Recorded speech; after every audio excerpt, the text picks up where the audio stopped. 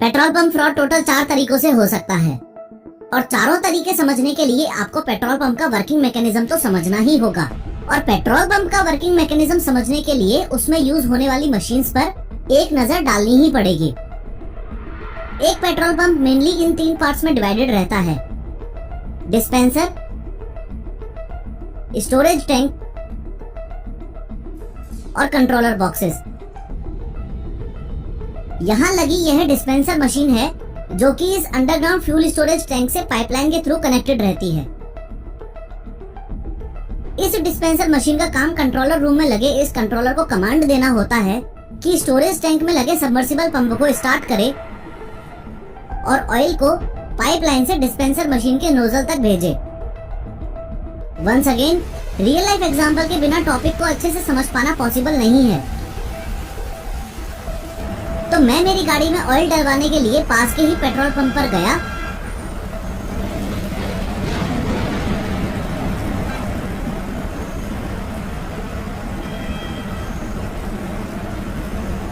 और मैंने petrol pump पर लगी हुई इस डिस्पेंसर मशीन के पास गाड़ी लगा दी। फिर मैंने इंजन बंद किया, हैच ओपन किया, बाहर आया और पेट्रोल पंप अटेंडेंट को 1010 रुपए का पेट्रोल डालने को बोला। फिर पेट्रोल पंप अटेंडेंट ने डिस्पेंसर मशीन में लगे इस कीपैड में पहले सेल बटन प्रेस किया, उसके बाद 1010 प्रेस करके एंटर प्रेस कर दिया। उसके बाद नोजल उठाते ही अटेंडेंट ने मुझे बोला कि 0 चेक कर लो। यहाँ एक छोटा सा कैच है, ध्यान से समझना। अगर आप कभी नोटिस करोगे तो पहले आपको डिस्पेंसर मशीन के डिस्प्ले में हर जगह 8888 दिखेगा, फिर डिस्प्ले यूनिट में ब्लिंक होगा और उसके बाद में 0 आएगा। यहाँ प्रॉब्लम यह है कि इस बात की कोई गारंटी नहीं है कि 8888 के बाद 0000 आए ही। अगर 8888 रह गया तो आपसे पहले जिस बंदे ने पेट्रोल भरवाया होगा रीडिंग वहां से कंटिन्यू हो जाएगी। और बैड न्यूज ये है कि इस डिस्पेंसर मशीन में ऐसी सेटिंग्स की जा सकती हैं कि पास ही खड़ा दूसरा पेट्रोल पंप अटेंडेंट आपको बातों में लगा के आपका ध्यान भटकाकर रिमोट से ये कंट्रोल कर सके कि 8888 से ही पेट्रोल फिलिंग शुरू हो जाए और 0 रीडिंग आए ही ना। इन शॉर्ट, जब भी आप रिफ्यूलिंग के लिए पेट्रोल पंप विजिट करो तो पेट्रोल पंप फ्रॉड से बचने के लिए डिस्पेंसर मशीन के इस डिस्प्ले में 0 का बहुत खास ध्यान रखना है। एनीवेज, फर्दर अटेंडेंट ने नोजल को कार के फ्यूल टैंक में डाला और नोजल के लैच को जैसे ही प्रेस किया तो स्पीड से पेट्रोल डलना शुरू हो गया। यहाँ पर सोचने वाली बात यह है कि इस अंडरग्राउंड फ्यूल स्टोरेज टैंक से पेट्रोल इस डिस्पेंसर मशीन तक कैसे आया और क्या यह डिस्पेंसर मशीन सच में 1010 रुपए का ही पेट्रोल डालेगी। तो क्यों ना जब तक गाड़ी में पेट्रोल फिल हो रहा है तब तक नेक्स्ट पेट्रोल पंप फ्रॉड को समझने से पहले इस फिलिंग स्टेशन का वर्किंग मैकेनिज्म समझा जाए। पेट्रोल पंप काम कैसे करता है ये समझने के लिए पहले आपको ये समझना होगा कि यहाँ लगी मशीन्स आपस में कैसे कनेक्टेड रहती हैं। ये जो डिस्पेंसर मशीन आप देख रहे हो ये इलेक्ट्रिसिटी से चलती है। डिस्पेंसर मशीन पास में ही बने इस अंडरग्राउंड फ्यूल स्टोरेज टैंक से पाइपलाइन के थ्रू कनेक्टेड रहती है। इस पाइपलाइन से पेट्रोल स्टोरेज टैंक से मशीन के नोजल तक आता है। पेट्रोल को स्टोरेज टैंक से डिस्पेंसर मशीन तक पहुंचाने का काम कंट्रोलर रूम में लगे इस आइसोट्रोल बॉक्स का है। आइसोट्रोल बॉक्स वायर से डिस्पेंसर मशीन और फ्यूल स्टोरेज टैंक में लगी इस एसटीपी नामक डिवाइस से कनेक्टेड रहता है। इस आइसोट्रोल बॉक्स का काम डिस्पेंसर मशीन की कमांड को रिसीव करके स्टोरेज टैंक पर लगी एसटीपी डिवाइस को कमांड देना होता है। पेट्रोल पंप अटेंडेंट ने जैसे ही कीपैड से एंट्री करने के बाद नोजल को उठाया तो डिस्पेंसर के लोअर कंपार्टमेंट में लगे इस बूट स्विच ने कंट्रोल रूम में लगे इस आइसोट्रोल बॉक्स को सिग्नल भेजा कि डिस्पेंसर मशीन तक ऑयल पहुंचाओ। जैसे ही कंट्रोलर बॉक्स का सिग्नल एसटीपी को मिला तो स्टोरेज टैंक में लगी सबमर्सिबल पंप ऑटोमेटिकली चालू हो गई। सबमर्सिबल पंप में लगी प्रोपेलर ने घूमना शुरू किया और ऑयल को टैंक से उठाकर पाइप में ऊपर की ओर प्रेशर से भेजना शुरू कर दिया। यहाँ फ्यूल स्टोरेज टैंक की बात चल ही रही है तो दूसरे टाइप का पेट्रोल पंप फ्रॉड भी आपको समझा ही दूं।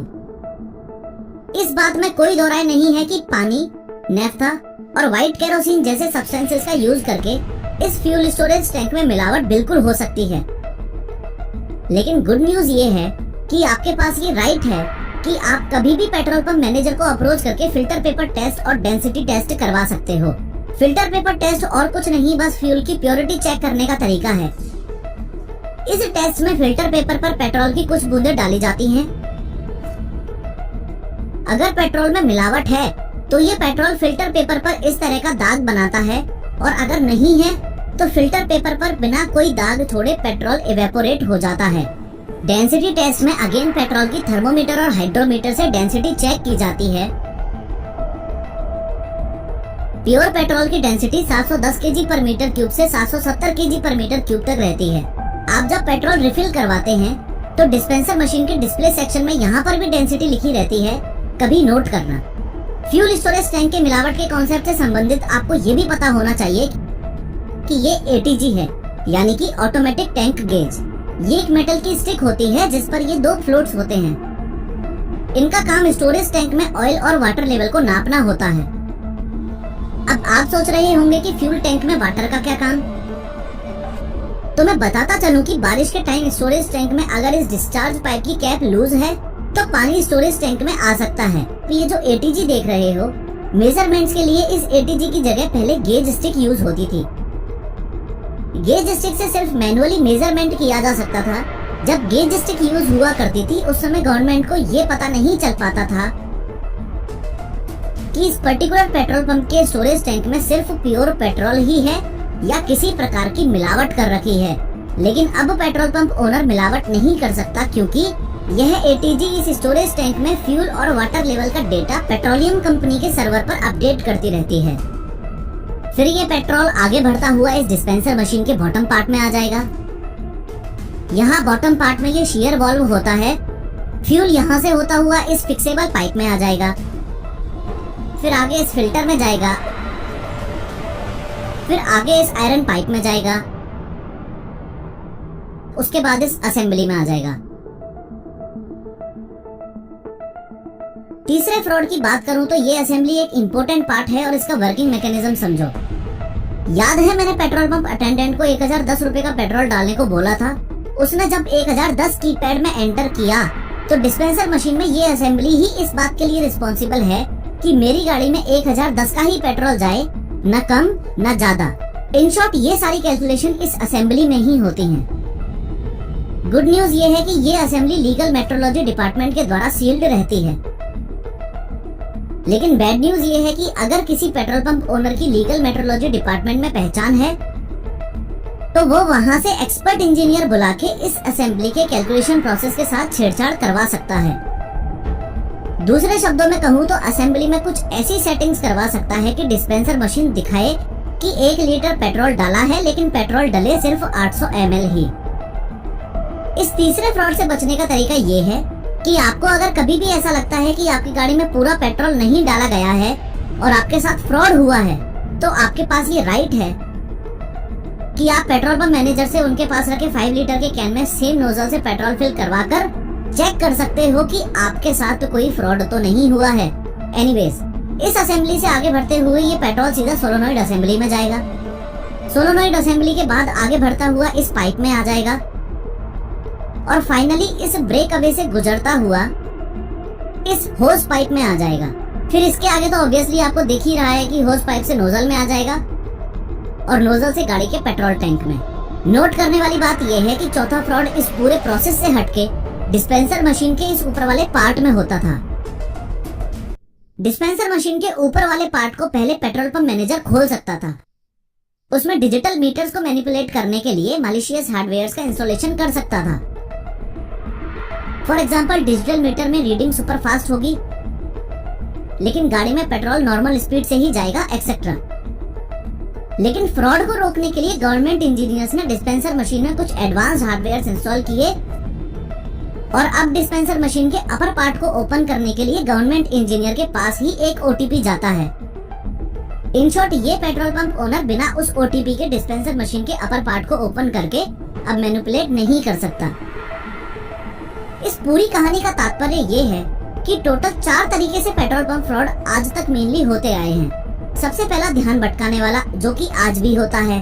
दूसरा फ्यूल स्टोरेज टैंक में मिलावट, जो कि अभी एटीजी लगने की वजह से मुश्किल है। तीसरा है डिस्पेंसर मशीन में लगी असेंबली से छेड़छाड़ वाला, आज के टाइम ये भी थोड़ा मुश्किल है। और चौथा है डिस्पेंसर के अपर सेक्शन में मैलिशियस हार्डवेयर इंस्टॉलेशन वाला, जो कि ओटीपी प्रोसेस ऐड होने के बाद अगेन थोड़ा सा मुश्किल है। इस सब के अलावा आपने एक बात और नोटिस की होगी कि पेट्रोल पंप अटेंडेंट पेट्रोल भरते वक्त नोजल के लैच को बार बार प्रेस करता है। कुछ लोगों को लगता है कि ये फ्रॉड है, बट टेक्निकली देखा जाए तो ये पेट्रोल के प्रेशर को कंट्रोल करने के लिए किया जाता है, ताकि एंटर्ड अमाउंट से ज्यादा फिल ना हो जाए। दूसरे शब्दों में बोलूं तो अगर डिस्पेंसर में लगी इस असेंबली के साथ छेड़छाड़ नहीं की गई है, तो नोजल को प्रेस करने से अमाउंट ऑफ फ्यूल एंटर्ड में कोई भी फर्क नहीं पड़ेगा।